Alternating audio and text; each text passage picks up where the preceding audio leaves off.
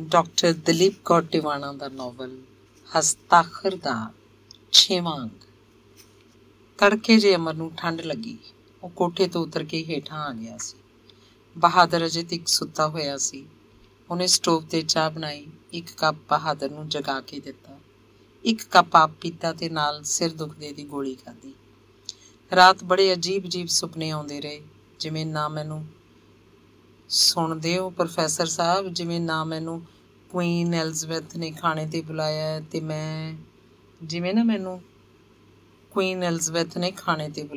ਮੈਂ ਸੁਪਨੇ ਵੀ ਤੈਨੂੰ ਬਸ ਖਾਣ ਪੀਣ ਦੇ ਹੀ ਆਉਂਦੇ ਨੇ।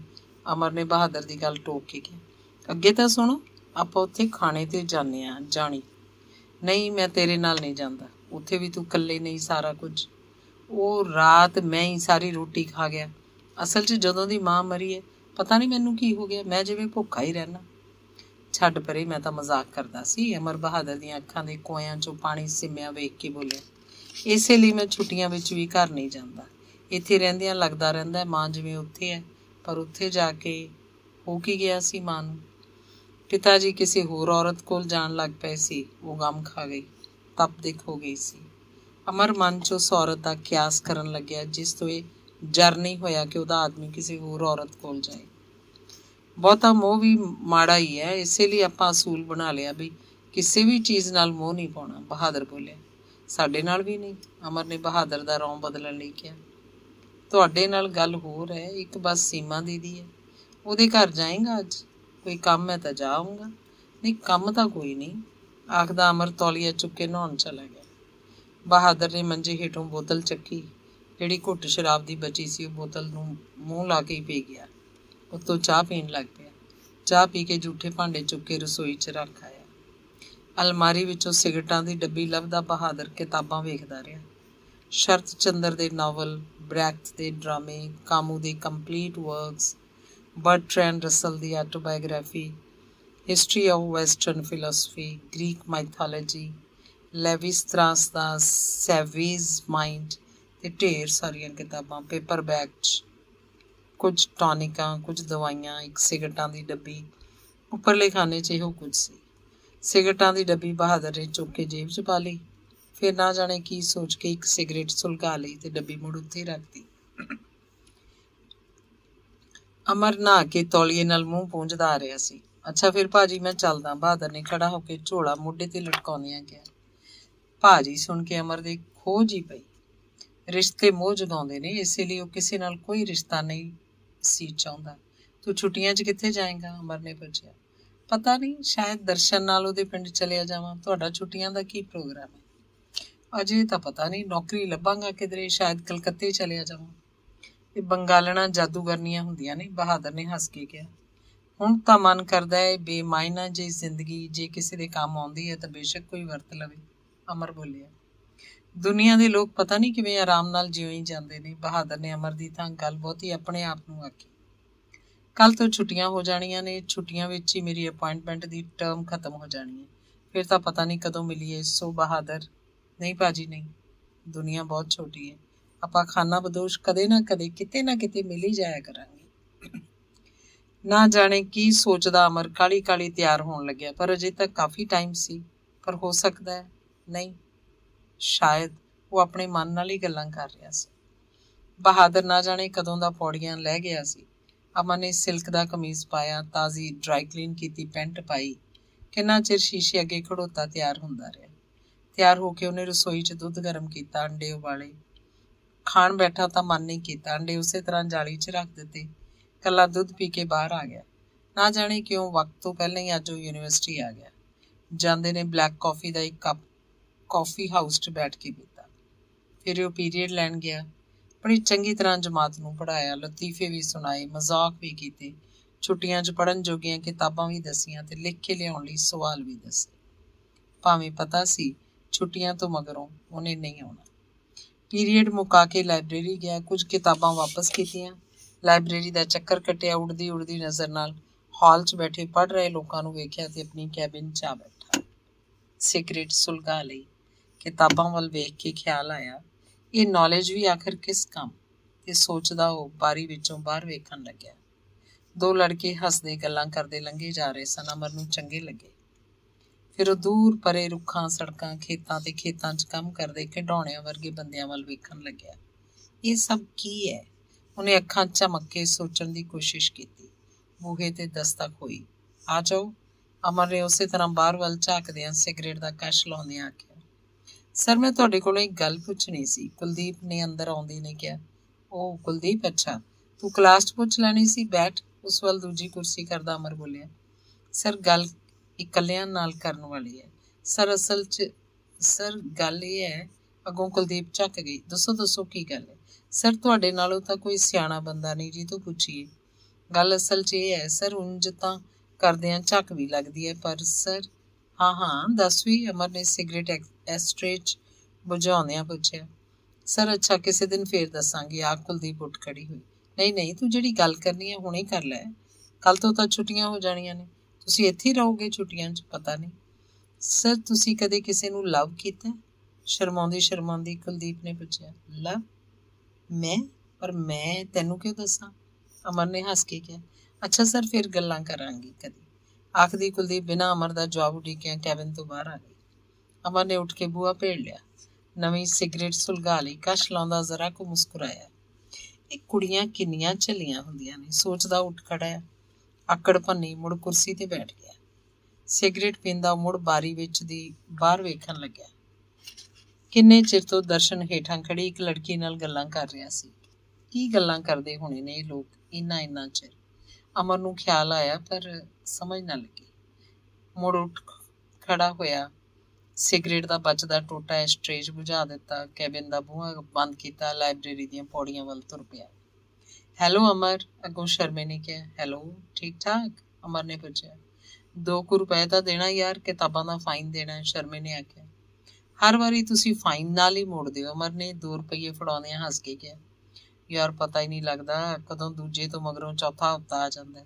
ਕਮਾਲ ਦੀ ਗੱਲ ਦੱਸਾਂ, ਇੱਕ ਵਾਰੀ 2-3 ਦਿਨ ਮੈਨੂੰ ਨੀਂਦ ਨਾ ਆਈ। ਬੜਾ ਤੰਗ ਹੋਇਆ। ਨੀਂਦ ਵਾਲੀਆਂ ਗੋਲੀਆਂ ਖਾ ਲਈਆਂ। ਵੀਰਵਾਰ ਨੂੰ ਸੁੱਤਾ ਸੀ, ਜਾਗਿਆ ਤਾਂ ਸ਼ਨਿਚਰਵਾਰ। ਮੈਂ ਆਖਾਂ ਸ਼ੁੱਕਰਵਾਰ ਵਿੱਚੋਂ ਕਿੱਧਰ ਗਿਆ? ਪਤਾ ਲੱਗਿਆ ਇੱਕ ਦਿਨ ਵਿੱਚੋਂ ਜਾਗ ਹੀ ਨਹੀਂ ਆਈ। ਸ਼ਰਮਾ ਦੱਸਦਾ ਗਿਆ। ਅਮਰ ਮੁਸਕਰਾ ਕੇ ਚੁੱਪ ਕਰ ਰਿਹਾ। ਵਕਤ ਕੀ ਹੋ ਗਿਆ ਭਲਾ? 3। ਅਮਰ ਨੇ ਘੜੀ ਦੇਖ ਕੇ ਦੱਸਿਆ। ਕੌਫੀ ਪੀਣ ਚੱਲੀਏ? ਸ਼ਰਮੇ ਨੇ ਪੁੱਛਿਆ। ਚਲੋ, ਅਮਰ ਨੇ ਆਖਿਆ ਤੇ ਉਹ ਲਾਇਬ੍ਰੇਰੀ ਤੋਂ ਕਾਫੀ ਹਾਊਸ ਵੱਲ ਨੂੰ ਤੁਰ ਪਏ। ਰਾਹ 'ਚ ਦਰਸ਼ਨ ਵੀ ਮਿਲ ਪਿਆ। ਤੁਹਾਡੀ ਦੀਦੀ ਸੀਮਾ ਆਈ ਸੀ ਅੱਜ ਯੂਨੀਵਰਸਿਟੀ? ਅਮਰ ਨੇ ਅਚਾਨਕ ਦਰਸ਼ਨ ਨੂੰ ਪੁੱਛਿਆ। ਆਈ ਨਹੀਂ ਸ਼ਾਇਦ। ਟੈਲੀਫੋਨ ਕਰ ਦਿੱਤਾ ਹੋਣਾ ਵੀ ਮੈਂ ਨਹੀਂ ਅੱਜ ਆਉਣਾ। ਉਹ ਕਿਹਦੀ ਪਰਵਾਹ ਕਰਦੀ ਹੈ ਨਾਲੇ, ਦਰਸ਼ਨ ਨੇ ਦੱਸਿਆ। ਕੌਫੀ ਪੀਂਦਿਆਂ 4 ਵੱਜ ਗਏ। ਅਮਰ ਅਚਾਨਕ ਉੱਠ ਖੜਾ ਹੋਇਆ। ਚੱਲੇ? ਸ਼ਰਮੇ ਨੇ ਪੁੱਛਿਆ। ਹਾਂ, ਆਖ ਅਮਰ ਨੇ ਬਹਿਰੇ ਨੂੰ ਆਵਾਜ਼ ਮਾਰ ਕੇ ਪੈਸੇ ਦਿੱਤੇ। ਬੱਸ ਸਟੈਂਡ ਵੱਲ ਤੁਰ ਪਿਆ। ਦਰਸ਼ਨ ਤੇ ਸ਼ਰਮਾ ਅਜੇ ਵੀ ਉੱਥੇ ਕਾਫੀ ਹਾਊਸ 'ਚ ਬੈਠੇ ਸਨ। ਬੱਸ ਸਟੈਂਡ ਕੋਲ ਆ ਕੇ ਉਹਨੇ ਬੱਸ ਦਾ ਇੰਤਜ਼ਾਰ ਨਹੀਂ ਕੀਤਾ। ਸਕੂਟਰ ਰਿਕਸ਼ਾ ਰੋਕਿਆ, ਵਿੱਚ ਬੈਠ ਗਿਆ। ਕੁਝ ਚਿਰ ਮਗਰੋਂ ਸਕੂਟਰ ਰਿਕਸ਼ੇ ਤੋਂ ਸੀਮਾ ਦੀ ਕੋਠੀ ਅੱਗੇ ਉਤਰਿਆ। ਇੱਕ ਮਨ ਹੋਇਆ ਬਾਹਰੋਂ ਹੀ ਮੁੜ ਆਵੇ, ਪਰ ਸੀਮਾ ਨੇ ਧੁਰ ਛੱਤ ਉੱਤੇ ਖੜੀ ਵਾਲ ਸੁਕਾਰੀ ਨੇ ਉਹਨੂੰ ਵੇਖ ਲਿਆ ਸੀ।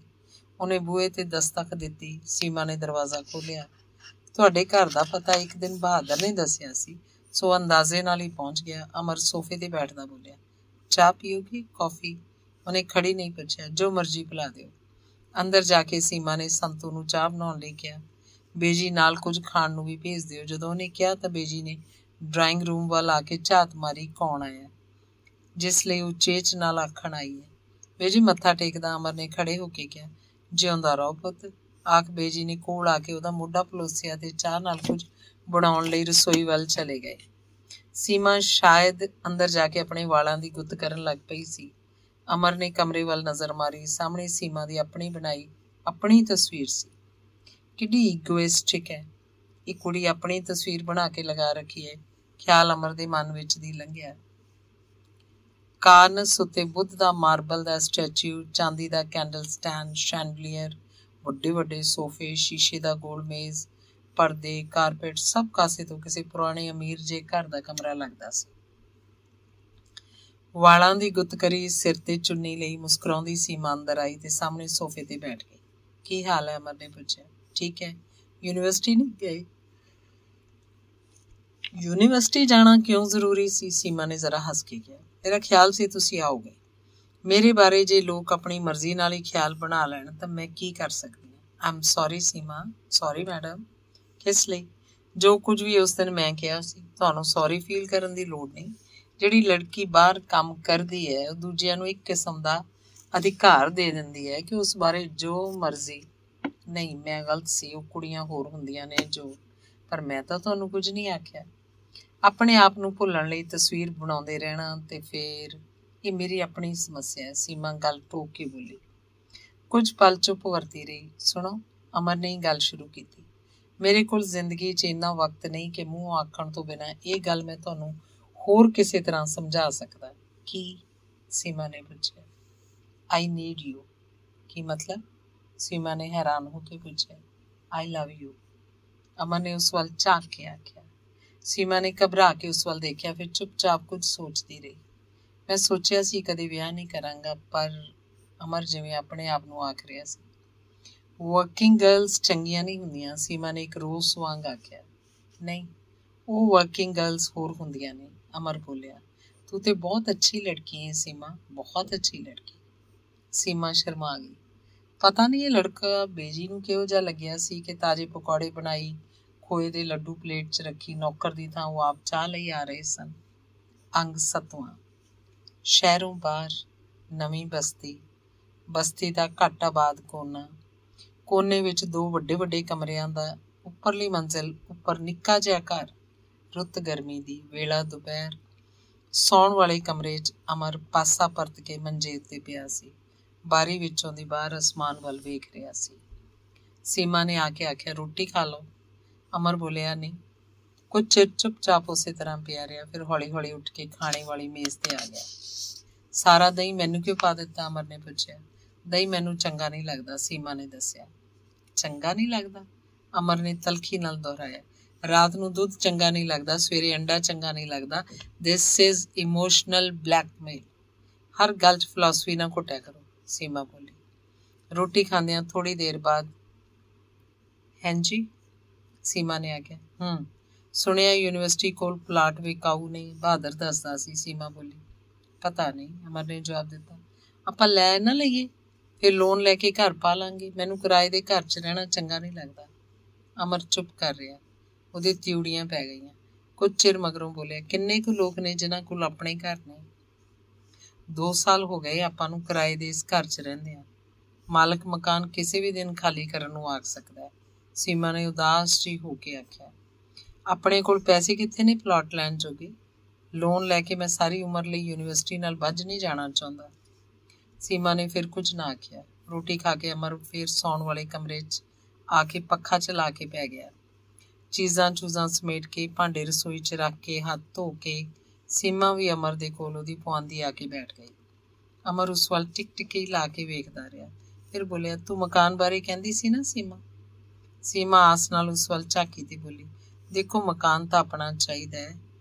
ਚਾਹੀਦਾ ਹੀ ਹੈ ਨਾ। ਕੱਲ ਮਕਾਨ ਮਾਲਕ ਆ ਕੇ ਆਖੇ ਖਾਲੀ ਕਰੋ, ਕਿੰਨਾ ਬੁਰਾ ਲੱਗੇਗਾ। ਅਮਰ ਕੁਝ ਫੇਰ ਸੋਚਦਾ ਰਿਹਾ।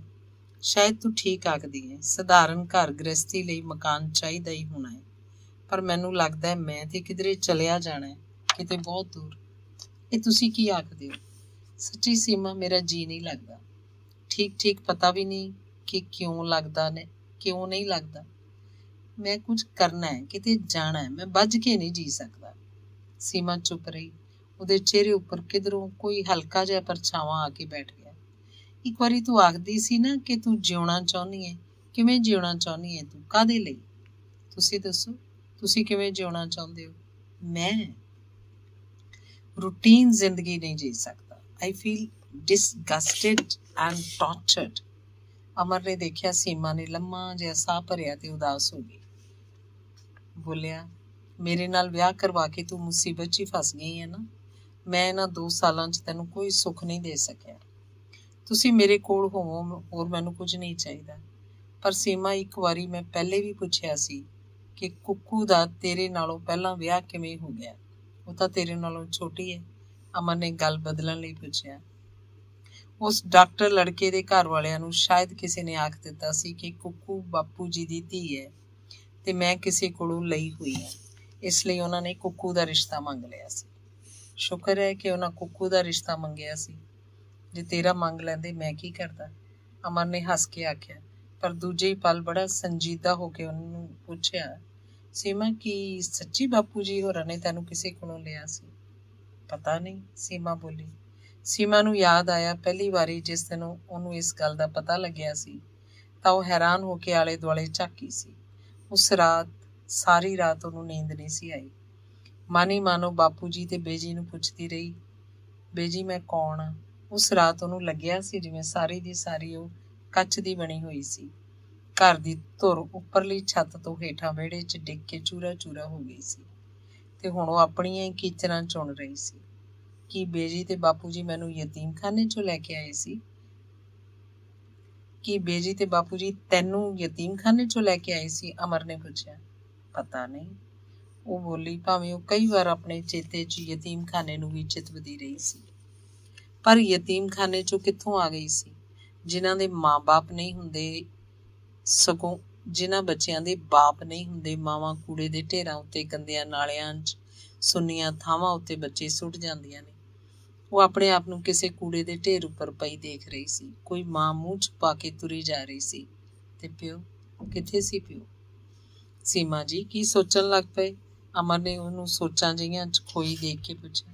ਕੁਛ ਵੀ ਨਹੀਂ, ਸੀਮਾ ਨੇ ਜਿਵੇਂ ਵਾਪਸ ਪਰਤਦਿਆਂ ਜਵਾਬ ਦਿੱਤਾ, ਪਰ ਇੱਕ ਕਹਾਣੀ ਉਹਦੇ ਜ਼ਹਿਨ 'ਚੋਂ ਲੰਘੀ ਕਿ ਚੱਕਵਾ ਚੱਕਵੀ ਨੂੰ ਆਖਦਾ, ਅੱਜ ਰਾਤ ਇਸ ਰੁੱਖ ਹੇਠਾਂ ਜਿਹੜਾ ਰਾਹੀ ਸੁੱਤਾ ਪਿਆ ਹੈ, ਕੱਲ ਜਿਸ ਦੇਸ਼ ਪਹੁੰਚੇਗਾ ਉੱਥੇ ਪਹੁੰਚ ਕੇ ਆਪਣੀ ਯਾਦਦਾਸ਼ਤ ਖੋ ਬੈਠੇਗਾ। ਫਿਰ ਇਹਨੂੰ ਆਪਣਾ ਦੇਸ਼, ਆਪਣੇ ਮਾਂ-ਬਾਪ, ਰਿਸ਼ਤੇ ਨਾਤੇ, ਇੱਥੋਂ ਤੱਕ ਕਿ ਆਪਣਾ ਨਾਮ ਵੀ ਭੁੱਲ ਜਾਏਗਾ। ਹੈ ਪਰ ਕਿਉਂ? ਚੱਕਵੀ ਨੇ ਭਲੇ ਰਾਹੀ ਦੀ ਸ਼ਕਲ ਯਾਦ ਕਰਦੀ ਨੇ ਪੁੱਛਿਆ। ਇਸ ਲਈ ਕਿ ਉੱਥੋਂ ਦੇ ਪੌਣ ਪਾਣੀ ਤੇ ਉਸ ਪੌਣ ਪਾਣੀ 'ਚ ਉਗਣ ਵਾਲੇ ਅੰਨ ਵਿੱਚ ਤਮੋ ਗੁਣ ਵੱਧ ਗਿਆ। ਉਹ ਸਾਨੂੰ ਖਾਣ ਵਾਲੇ ਰਾਖਸ਼ ਬੁੱਧੀ ਦੇ ਬਣ ਜਾਂਦੇ ਨੇ। ਇਹ ਗੱਲ ਤੂੰ ਇਹਨੂੰ ਦੱਸ ਕਿਉਂ ਨਹੀਂ ਦਿੰਦਾ? ਦੱਸਣ ਦਾ ਕੋਈ ਫਾਇਦਾ ਨਹੀਂ। ਮਨੁੱਖ ਦੀ ਜ਼ਿੰਦਗੀ 'ਚ ਕੋਈ ਅਜਿਹਾ ਸਮਾਂ ਵੀ ਹੁੰਦਾ ਹੈ ਜਦੋਂ ਉਹਨੂੰ ਕੁਝ ਵੀ ਦੱਸਣ ਦਾ ਕੋਈ ਫਾਇਦਾ ਨਹੀਂ ਹੁੰਦਾ। ਇਹੋ ਜਿਹਾ ਕਿਹੜਾ ਸਮਾਂ ਹੁੰਦਾ? ਉਹ ਸਮਾਂ ਜਦੋਂ ਬੰਦੇ ਦੇ ਜ਼ਹਿਨ 'ਚ ਇੱਕ ਅੱਗ ਬਲ ਰਹੀ ਹੁੰਦੀ ਹੈ। ਉਸ ਵੇਲੇ ਹਵਨ ਕੁੰਡ ਵਾਂਗ ਸਭ ਕੁਝ ਉਸ 'ਚ ਭਸਮ ਹੁੰਦਾ ਜਾਂਦਾ ਹੈ ਤੇ ਸੁਗੰਧਤ ਧੂਏ ਤੋਂ ਪਾਰ ਉਹਨੂੰ ਕੁਝ ਨਹੀਂ ਦਿਸਦਾ। ਤੜਕਸਾਰ ਚੱਕਵੀ ਨੇ ਸੁੱਤੇ ਪਏ ਰਾਹੀ ਵੱਲ ਝਾਕ ਕੇ ਆਖਿਆ, ਭਲੇ ਰਾਹੀ, ਉੱਠ, ਦਿਨ ਚੜ੍ਹ ਰਿਹਾ। ਉੱਠ ਕੇ ਅੰਨ ਦਾਤੇ, ਪ੍ਰਾਣ ਦਾਤੇ ਸੂਰਜ ਨੂੰ ਨਮਸਕਾਰ ਕਰ।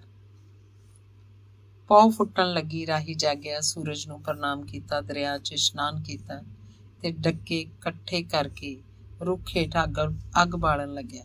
ਚੱਕਵਾ ਰਾਹੀ ਨੂੰ ਆਖਦਾ ਹੈ, ਹੇ ਭੱਦਰ ਪੁਰਸ਼, ਜੇ ਤੂੰ ਇਸ ਰੁੱਖ ਹੇਠ ਅੱਗ ਨਾ ਬਾਲੇ, ਜਿਸ ਰੁੱਖ ਦੀ ਟਾਹਣੀ ਉੱਤੇ ਮੇਰਾ ਆਲਣਾ ਹੈ, ਤਾਂ ਮੈਂ ਤੈਨੂੰ ਥੇ ਵਿੱਚ ਦੱਬਿਆ ਖਜ਼ਾਨਾ ਦੱਸ ਸਕਦਾ। ਰਾਹੀ ਬੋਲਿਆ, ਮੈਨੂੰ ਭੁੱਖ ਲੱਗੀ ਹੈ। ਚੱਕਵਾ ਬੋਲਿਆ, ਹੇ ਭੱਦਰ ਪੁਰਸ਼, ਜੇ ਤੂੰ ਇਸ ਰੁੱਖ ਹੇਠ ਅੱਗ ਨਾ ਬਾਲੇ, ਜਿਸ ਰੁੱਖ ਦੀ ਟਾਹਣੀ ਉੱਤੇ ਮੇਰਾ ਆਲਣਾ ਹੈ, ਤਾਂ ਮੈਂ ਤੈਨੂੰ ਪਰੀ ਦੇਸ਼ ਦਾ ਰਾਹ ਦੱਸ ਸਕਦਾ। ਰਾਹੀ ਨੇ ਆਖਿਆ, ਮੈਨੂੰ ਭੁੱਖ ਲੱਗੀ ਹੈ। ਤੀਜੀ ਵਾਰ ਚੱਕਵਾ ਬੋਲਿਆ, ਹੇ ਭੱਦਰ ਪੁਰਸ਼, ਜੇ ਤੂੰ ਇਸ ਰੁੱਖ ਹੇਠ ਅੱਗ ਨਾ ਬਾਲੇ, ਜਿਹਦੀ ਟਾਹਣੀ ਉੱਤੇ ਮੇਰਾ ਆਲਣਾ ਹੈ, ਤਾਂ ਮੈਂ ਤੈਨੂੰ ਓਮ ਦੇ ਅਰਥ, ਮੈਨੂੰ ਭੁੱਖ ਲੱਗੀ ਹੈ। ਰਾਹੀ ਨੇ ਬਿਨਾਂ ਹੀ ਚੱਕਵੇ ਦੀ ਪੂਰੀ ਗੱਲ ਸੁਣਿਆ ਆਖਿਆ। ਇਹ ਸੁਣ ਚੱਕਵੇ ਨੇ ਚੱਕਵੀ ਨੂੰ ਆਖਿਆ, ਰਾਹੀ ਅੱਗ ਬਾਲੇਗਾ, ਮੈਂ ਉਸ ਅੱਗ ਦੇ ਉੱਪਰ ਜਾ ਬੈਠਾਂਗਾ। ਅੱਗ ਦਾ ਸੇਕ ਉੱਪਰ ਆਲਣੇ ਤੱਕ ਨਹੀਂ ਪਹੁੰਚੇਗਾ। ਮੈਂ ਰਾਹੀ ਦਾ ਆਹਾਰ ਬਣ ਜਾਵਾਂਗਾ, ਪਰ ਆਲਣੇ 'ਚ ਬੈਠੇ ਬੱਚੇ ਤਾਂ ਬਚੇ ਰਹਿਣਗੇ। ਮੇਰਾ ਵੰਸ਼ ਤਾਂ ਚੱਲਦਾ ਰਹੇਗਾ ਤੇ ਪਿੱਤਰਾਂ ਨੂੰ ਪਾਣੀ ਮਿਲਦਾ ਰਹੇਗਾ। ਵੱਡੇ ਬੇਜੀ ਨੇ ਬਾਪੂ ਜੀ ਨੂੰ ਆਖਿਆ ਸੀ, ਤੁਸੀਂ ਹੋਰ ਵਿਆਹ ਕਰਾ ਲਓ, ਮੇਰੇ ਨਾਂ ਸੇ ਤੁਹਾਡੇ ਤਾਂ ਬੱਚੇ ਹੋਣਗੇ, ਵੰਸ਼ ਤਾਂ ਤੁਰਦਾ ਰਹੂ ਤੇ ਪਿੱਤਰਾਂ ਨੂੰ ਪਾਣੀ। ਪਰ ਇਹ ਤਾਂ ਬਹੁਤ ਪੁਰਾਣੀਆਂ ਗੱਲਾਂ ਨੇ। ਇਸ ਘੜੀ ਵਕਤ ਪਤਾ ਨਹੀਂ ਕਿਵੇਂ ਅੱਗੇ ਪਿੱਛੇ ਹੋ ਗਿਆ। ਉਸ ਵੇਲੇ ਦਾ ਸਾਰਾ ਕੁਝ ਹਵਾ 'ਚ ਭਟਕਿਆ ਫਿਰਦਾ। ਸੀਮਾ ਦੇ ਦੁਆਲੇ ਮੰਡਲਾਉਣ ਲੱਗਿਆ, ਸੀਮਾ ਦੇ ਵਿੱਚੋਂ ਲੰਘਿਆ। ਉਹ ਵਕਤ ਆਪਣੇ ਆਪ ਨੂੰ ਦੁਹਰਾਉਂਦਾ ਸੀਮਾ ਨੂੰ ਦਿਸਿਆ ਕਿ ਫਿਰ ਵੱਡੀ ਜਾਇਦਾਦ ਦੇ ਵਾਰਿਸ ਪੈਦਾ ਕਰਨ ਲਈ ਇੱਕ ਛੋਟੇ ਘਰ ਦੀ ਲੜਕੀ, ਛੋਟੀ ਬੇਜੀ ਲਿਆਂਦੀ ਗਈ। ਛੋਟੇ ਘਰ ਦੀ ਧੀ ਵੱਡੇ ਘਰ ਦੀ ਬਹੂ ਬੜੀ ਸਮਝਦਾਰ ਸੀ।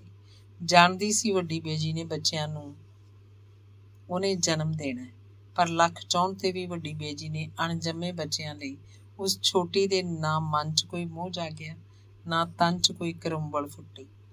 ਫਿਰ ਉਹਦੀ ਆਖ ਕੇ ਸੀਮਾ ਜਦੋਂ ਉਹਦੀ ਝੋਲੀ ਪਾ ਦਿੱਤੀ ਤਾਂ ਜਿਵੇਂ ਉਹਦੀ ਮਮਤਾ ਜਾਗ ਪਈ। ਵਰੇ ਦੇ ਅੰਦਰ ਕੁੱਕੂ ਜੰਮ ਪਈ ਤੇ ਅਗਲੇ ਵਰੇ ਕੁਲਦੀਪ। ਇਹ ਸਭ ਕੁਝ ਸੀਮਾ ਦੇ ਮਨ ਵਿੱਚੋਂ ਦੀ ਉਸ ਘੜੀ ਲੰਘਿਆ, पर उन्हें अमर नूं कुछ नहीं दस्सिया। तेरे पापा जिउंदे हुंदे तां उन्हां ने तैनूं किसी बहुत अमीर घर विआहणा सी, जिथे सब कुछ ही एयर कंडीशनड हुंदा। अमर ने आखिया। बंदा भी एयर कंडीशनड हुंदा? सीमा ने मजाक नाल पुछया।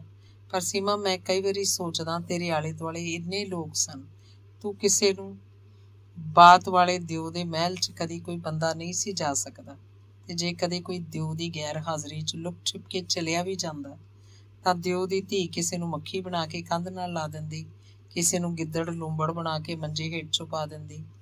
ਆਖਦੇ ਨੇ ਅਜਿਹੀਆਂ ਕੁਝ ਮੱਖੀਆਂ ਤੇ ਅਜਿਹੇ ਕੁਝ ਗਿੱਦੜ ਲੂੰਬੜ ਬਾਹਰ ਜਦੋਂ ਪਰਤਦੇ ਤਾਂ ਦਿਓ ਦੇ ਮਹਿਲ ਦੀ ਸੈਰ ਤੇ ਦਿਓ ਦੀ ਧੀ ਦੇ ਦਿਲ ਜਿੱਤਣ ਦੀਆਂ ਕਹਾਣੀਆਂ ਸੁਣਾ ਲੋਕਾਂ ਨੂੰ ਹੈਰਾਨ ਕਰਦੇ। ਤੇ ਮੈਨੂੰ ਲੱਗਦਾ ਸੀ ਕੋਈ ਕਿਸੇ ਗਿੱਦੜ ਲੂੰਬੜ ਨਾਲ ਵਿਆਹ ਕਿਵੇਂ ਕਰਵਾ ਲਵੇ। ਸੀਮਾ ਨੇ ਗੱਲ ਟੋਕ ਕੇ ਦੱਸਿਆ।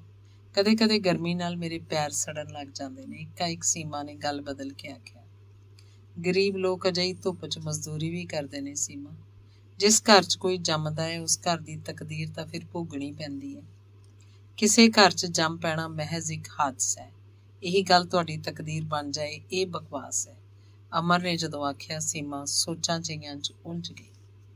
ਅੰਗ 8ਵਾਂ। ਅੱਜ 6 ਤਾਰੀਖ ਸੀ ਤੇ ਅਮਰ ਨੇ ਅੱਜ ਤਨਖਾਹ ਲੈ ਕੇ ਆਉਣੀ ਸੀ। ਇਸੇ ਲਈ ਸੀਮਾ ਨੇ ਉਹਨਾਂ ਸਭ ਚੀਜ਼ਾਂ ਦੀ ਲਿਸਟ ਬਣਾ ਰੱਖੀ ਸੀ ਜੋ ਬਾਜ਼ਾਰ ਤੋਂ ਲੈ ਕੇ ਆਉਣੀਆਂ ਸਨ, ਤੇ ਨਾਲ ਹੀ ਮਨ 'ਚ ਉਹਨੇ ਕਈ ਵਾਰੀ ਸੋਚਿਆ ਕਿ ਕੋਈ ਚੀਜ਼ ਭੁੱਲ ਤਾਂ ਨਹੀਂ ਗਈ, ਕਿਉਂਕਿ ਬਾਰ-ਬਾਰ ਬਾਜ਼ਾਰ ਜਾਣਾ ਨਾ ਅਮਰ ਨੂੰ ਚੰਗਾ ਲੱਗਦਾ ਸੀ ਤੇ ਨਾ ਹੀ ਉਹਨੂੰ ਆਪ ਨੂੰ। ਜਾਣ ਵੇਲੇ ਸੀਮਾ ਨੇ ਅਮਰ ਨੂੰ ਆਖਿਆ ਸੀ, ਅੱਜ ਛੇਤੀ ਆ ਜਾਣਾ, ਬਾਜ਼ਾਰ ਚੱਲਾਂਗੇ।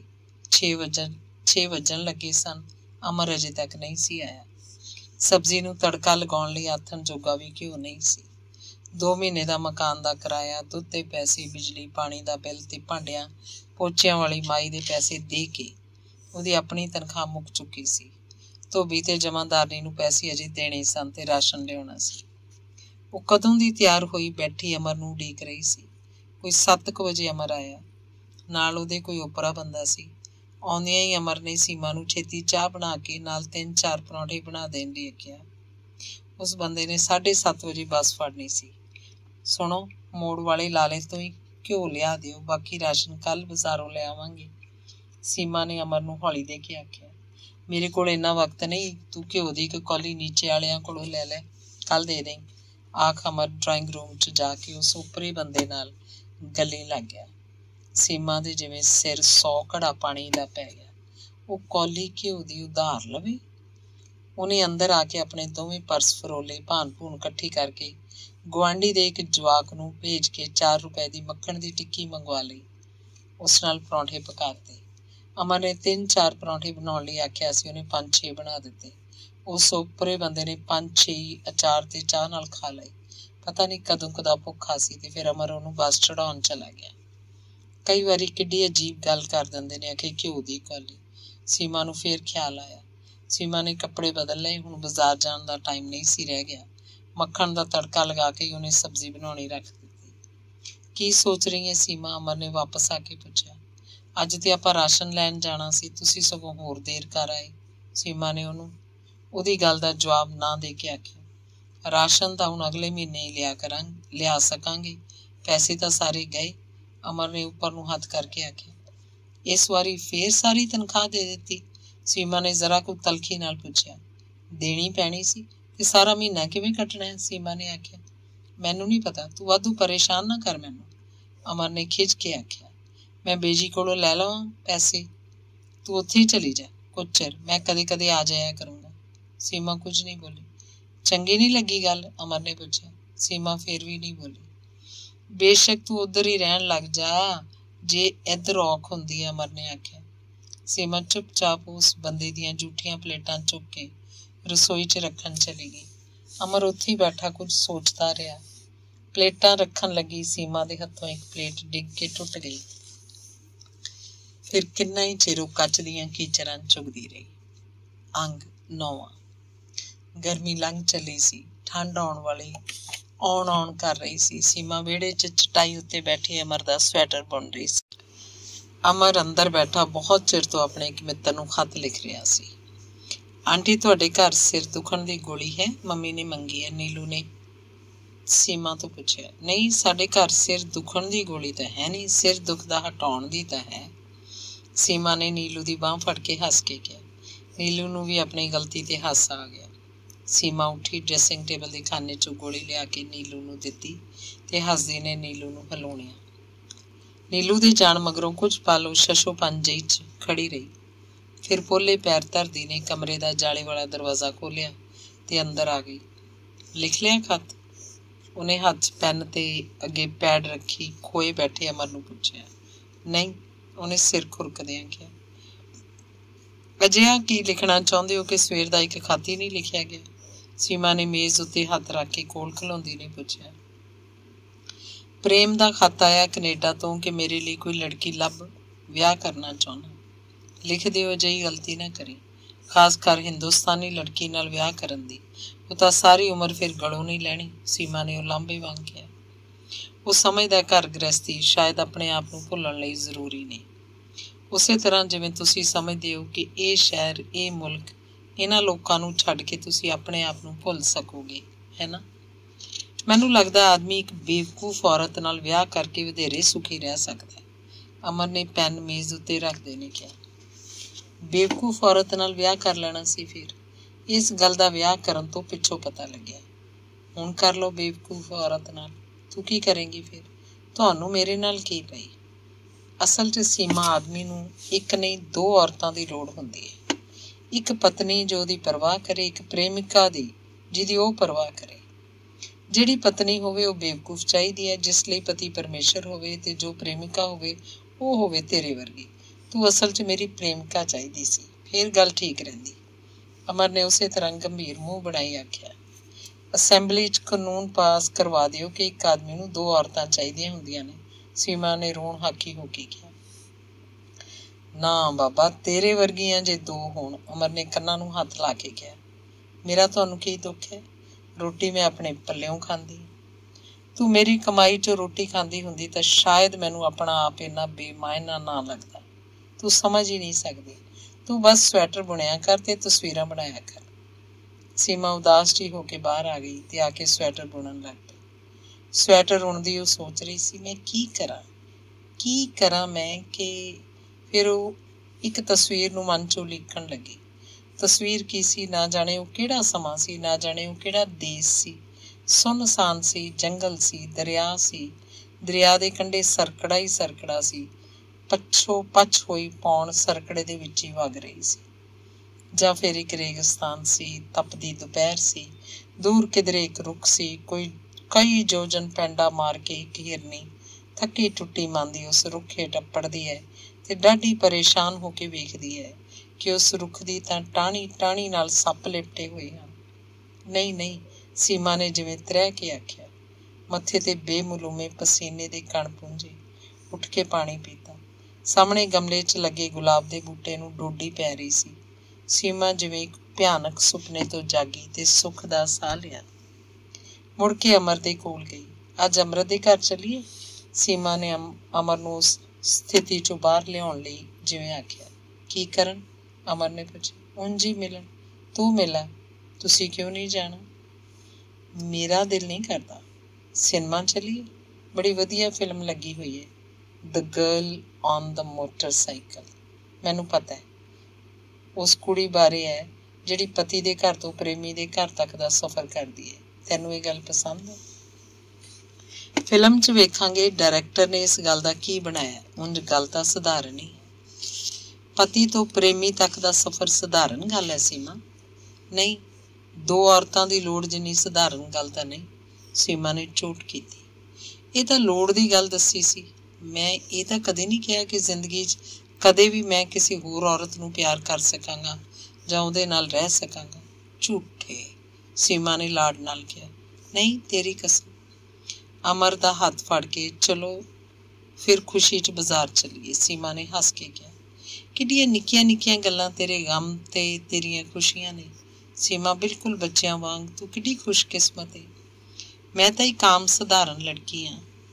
ਅੱਜ ਕੱਲ੍ਹ ਦੇ ਸਮੇਂ 'ਚ ਆਮ ਸਧਾਰਨ ਹੋਣਾ ਹੀ ਤਾਂ ਮੁਸ਼ਕਿਲ ਹੈ। ਚਲੀਏ ਫਿਰ ਬਾਜ਼ਾਰ। ਕੀ ਕਰਨ? ਤੁਹਾਡੇ ਲਈ ਕੋਟ ਦਾ ਕੱਪੜਾ ਲਿਆਵਾਂਗੇ, ਗੁਲਾਬੀ ਰੰਗ ਦਾ। ਇਹ ਰੰਗ ਤੁਹਾਡੇ ਬੜਾ ਸੱਜਦਾ ਹੈ।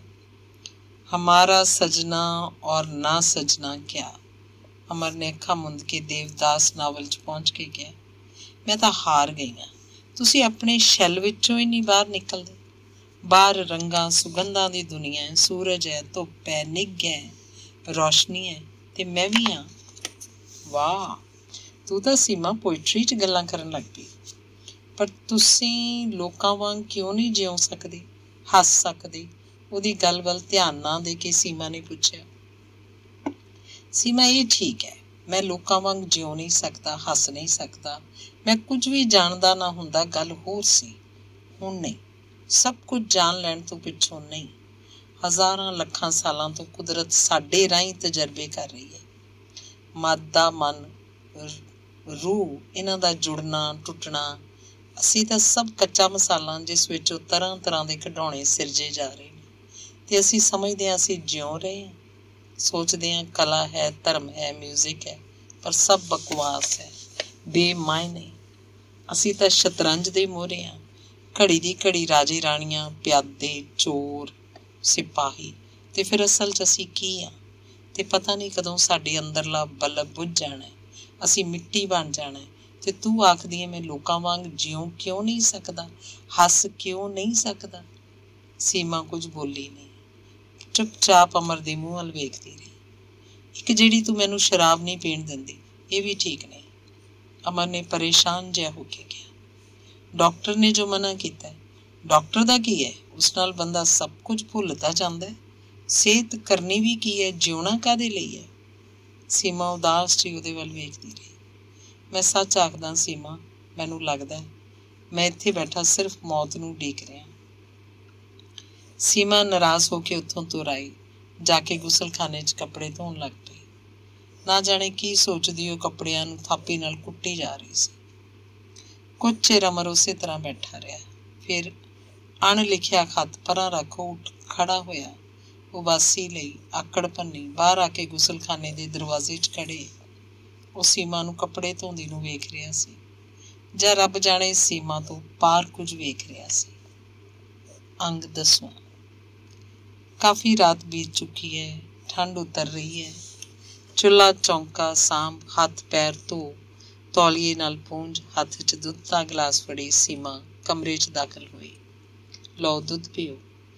ਉਹ ਕੰਧ ਨਾਲ ਢੱਸ ਨਾ ਲਾਈ, ਲੱਤਾਂ ਉੱਤੇ ਕੰਬਲ ਲਈ ਕਿਤਾਬ ਪੜ੍ਹ ਰਹੇ ਅਮਰ ਨੂੰ ਆਖਦੀ ਹੈ। ਅਮਰ ਨੇ ਨਾ ਉਸ ਵੱਲ ਵੇਖਿਆ, ਨਾ ਹੀ ਕੋਈ ਜਵਾਬ ਦਿੱਤਾ। ਪਲ ਭਰ ਉਡੀਕ ਸੀਮਾ ਕਿਤਾਬ ਉੱਤੇ ਹੱਥ ਰੱਖ ਦਿੰਦੀ ਹੈ। ਹਟ ਪਰੇ, ਆਖ ਅਮਰ ਉਹਦਾ ਹੱਥ ਝਟਕ ਦਿੰਦਾ ਹੈ। ਸੀਮਾ ਤੰਦਕੀ ਇੱਕ ਪਲ ਉਸ ਵੱਲ ਦੇਖਦੀ ਰਹੀ। ਹੁਣੇ ਤਾਂ ਉਹ ਦਰਸ਼ਨ ਨਾਲ ਚੰਗੀਆਂ ਭਲੀਆਂ ਹੱਸ ਕੇ ਗੱਲਾਂ ਕਰ ਰਿਹਾ ਸੀ, ਹੁਣੇ ਕੀ ਹੋ ਗਿਆ? ਸੀਮਾ ਘਬਰਾਈ ਜੀ ਖੜੀ ਸੋਚਦੀ ਰਹੀ। ਲੈ ਜਾ ਪਰੇ, ਮੈਂ ਨਹੀਂ ਪੀਣਾ। ਅਮਰ ਖਿੱਚ ਕੇ ਪਿਆ। ਹੋ ਕੀ ਗਿਆ ਤੁਹਾਨੂੰ? ਸੀਮਾ ਨੇ ਪੁੱਛਿਆ। ਤੈਨੂੰ ਕੀ, ਹੋਰ ਕਿਸ ਨੂੰ? ਕਿਸੇ ਨੂੰ ਨਹੀਂ, ਆਖ ਅਮਰ ਮੁੜ ਕਿਤਾਬ ਪੜ੍ਹਨ ਲੱਗ ਪਿਆ। ਸੀਮਾ ਨੇ ਦੁੱਧ ਦਾ ਗਲਾਸ ਭਰੇ ਮੇਜ਼ ਉੱਤੇ ਰੱਖ ਦਿੱਤਾ, ਕੋਲ ਬੈਠ ਗਈ। ਉਸ ਵੱਲ ਤੱਕਦੀ ਰਹੀ। ਅਮਰ ਉਸੇ ਤਰ੍ਹਾਂ ਕਿਤਾਬ ਪੜ੍ਹਦਾ ਰਿਹਾ। ਸੁਣੋ, ਸੀਮਾ ਨੇ ਵਿਚਾਰੀ ਜੀ ਹੋ ਕੇ ਕਿਹਾ। ਕੀ ਹੈ? ਅਮਰ ਨੇ ਤਿਉੜੀਆਂ ਪਾ ਕੇ ਪੁੱਛਿਆ। ਤੁਸੀਂ ਸਮਝਦੇ ਕੀ ਹੋ ਆਪਣੇ ਆਪ ਨੂੰ? ਇਉਂ ਆਕੜ ਕੇ ਬੋਲ ਰਹੇ ਹੋ, ਆਖਦੀ ਸੀਮਾ ਨੇ ਉਹਦਾ ਇੱਕ ਪੈਰ ਰਜਾਈ ਹੇਠੋਂ ਫੜ ਕੇ ਕੁਤਕੁਤਾੜੀਆਂ ਕੱਢਣੀਆਂ ਸ਼ੁਰੂ ਕਰ ਦਿੱਤੀਆਂ। ਹਾਂ ਬੋਲੂੰਗਾ, ਅਮਰ ਨੇ ਉਸੇ ਤਰ੍ਹਾਂ ਖਿੱਚ ਕੇ ਕਿਹਾ। ਕਿਉਂ? ਸੀਮਾ ਨੇ ਹਰ ਕੇ ਪੁੱਛਿਆ। ਮੇਰੀ ਮਰਜ਼ੀ। ਸੀਮਾ ਚੁੱਪਚਾਪ ਉਹਦੇ ਮੂੰਹ ਵੱਲ ਵੇਖਦੀ ਰਹੀ। ਫਿਰ ਉਹਦੀਆਂ ਅੱਖਾਂ ਭਰ ਆਈਆਂ, ਉੱਠ ਕੇ ਬਾਹਰ ਆ ਗਈ। ਸ਼ਾਇਦ ਸੋਚਦੀ ਸੀ ਅਮਰ ਮਗਰ ਆਏਗਾ। ਅਮਰ ਮੁੜ ਕਿਤਾਬ ਪੜ੍ਹਨ ਲੱਗ ਪਿਆ। ਸੀਮਾ ਧੁਰ ਕੋਠੇ ਤੇ ਚਲੀ ਗਈ। ਬਨੇਰੇ ਨਾਲ ਪਿੱਠ ਲਾ ਕੇ ਖੜੋ ਗਈ। ਦੂਰ ਦੂਰ ਤੇ ਕਾਲੀ ਰਾਤ ਪਸਰੀ ਹੋਈ ਸੀ। ਹੇਠਾਂ ਸੜਕ ਵੱਲ ਝਾਕੀ, ਅੰਨੀਆਂ ਜੀਆਂ ਬੱਤੀਆਂ ਜਗ ਰਹੀਆਂ ਸਨ। ਰਾਤ ਅੱਗੇ ਨਾਲੋਂ ਬਹੁਤ ਹੀ ਕਾਲੀ ਹੈ ਜਾਂ ਰੌਸ਼ਨੀ ਘੱਟ ਹੈ, ਉਹਨੂੰ ਸਮਝ ਨਹੀਂ ਸੀ ਲੱਗ ਰਹੀ। ਸੜਕ ਉੱਤੋਂ ਦੀ ਇੱਕ ਭਾਰੀ ਟਰੱਕ ਲੰਘਿਆ। ਦੂਰ ਕਿਧਰੇ ਇੱਕ ਕੁੱਤਾ ਭੌਂਕਿਆ। ਹੰਝੂ ਸੀਮਾ ਦੀਆਂ ਗੱਲਾਂ ਉੱਤੇ ਵਗਦੇ ਰਹੇ। ਜਿਸ ਘਰ 'ਚ ਤੇਰੀ ਡੋਲੀ ਚੱਲੀ ਹੈ, ਉੱਥੋਂ ਹੀ ਤੇਰੀ ਅਰਥੀ ਨਿਕਲੀ। ਮਾਂ ਦੇ ਬੋਲ ਯਾਦ ਆਏ ਤੇ ਜੀ ਕੀਤਾ ਬਿਜਲੀ ਦੇ ਖੰਭੇ ਦੀਆਂ ਨੰਗੀਆਂ ਤਾਰਾਂ ਨੂੰ ਜਾ ਫੜੇ। ਹਨੇਰੇ 'ਚ ਲਿਸ਼ਕਦੀਆਂ ਅੱਖਾਂ ਵਾਲੀ ਇੱਕ ਬਿੱਲੀ ਉਹਦੇ ਕੋਲੋਂ ਦੀ ਲੰਘੀ। ਦੂਰ ਸਟੇਸ਼ਨ ਉੱਤੇ ਗੱਡੀ ਨੇ ਚੀਕ ਮਾਰੀ। ਸੀਮਾ ਨੇ ਮੁੜ ਕੇ ਉੱਧਰ ਤੱਕਿਆ। ਉਹਨੂੰ ਸੀਮਾ ਗੱਡੀ ਦੀ ਲਾਈਨ ਉੱਤੇ ਮਰੀ ਪਈ ਦਿਸੀ। ਉਸ ਮਰੀ ਪਈ ਸੀਮਾ ਲਈ ਉਹ ਰੋ ਪਈ। ਸੀਮਾ, ਅਮਰ ਨੇ ਉਹਦੇ ਮੋਢੇ ਤੇ ਹੱਥ ਰੱਖ ਕੇ ਆਖਿਆ। ਸੀਮਾ ਚੌਂਕੀ।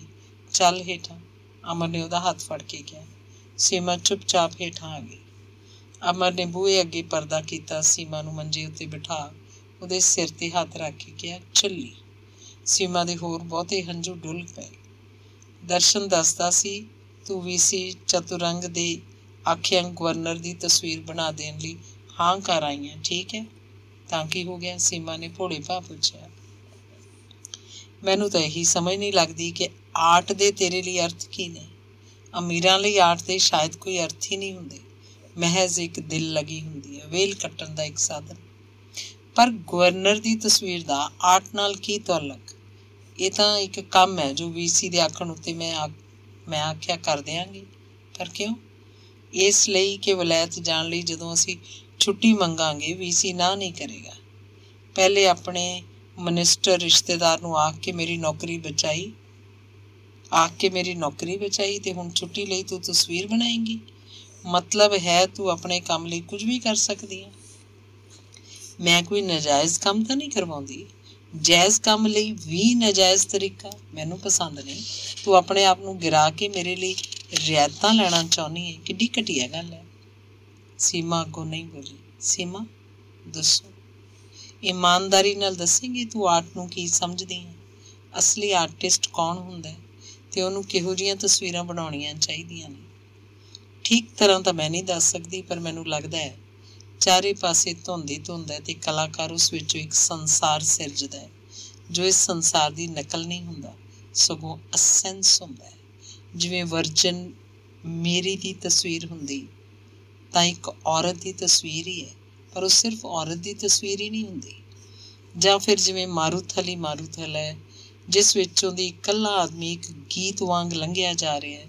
ਮਤਲਬ ਹੈ ਕਲਾਕਾਰ ਕਾਸਮਿਕ ਰਿਦਮ ਤੱਕ ਪਹੁੰਚਦਾ ਹੈ। ਜਿਵੇਂ ਸਤਰੰਗੀ ਪੀਂਘ ਧਰਤੀ ਤੇ ਅਸਮਾਨ ਨੂੰ ਜੋੜਦੀ ਹੈ। ਤੇ ਸੀਮਾ ਦੱਸਦੀ ਰੁਕ ਗਈ।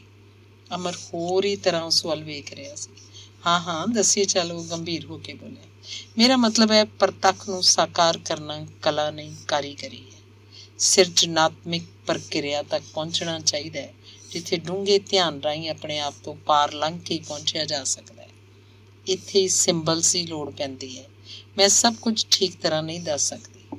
ਤੇਰੇ ਘਰ, ਤੇਰੇ ਕਮਰੇ 'ਚ ਜੋ ਤਸਵੀਰ ਲੱਗੀ ਹੋਈ ਹੈ, ਉਹ ਤੂੰ ਕੀ ਸੋਚ ਕੇ ਬਣਾਈ ਸੀ? ਸੋਚ ਕੇ ਨਹੀਂ, ਸਗੋਂ ਦੂਰ ਬੇਪਨਾਹ ਪਹਾੜ, ਹੇਠਾਂ ਮੰਦਰ, ਕੋਲ ਗੰਗਾ, ਦਰਿਆ, ਸਾਧੂ, ਯਾਤਰੀ, ਮੁਰਦੇ, ਮੰਗਤੇ, ਉੱਪਰ ਨੀਲਾ ਅਸਮਾਨ। ਇਹ ਸਭ ਕੁਝ ਦੇਖ ਕੇ ਮੈਨੂੰ ਨਾ ਜਾਣੇ ਕੀ ਮਹਿਸੂਸ ਹੋਇਆ ਸੀ।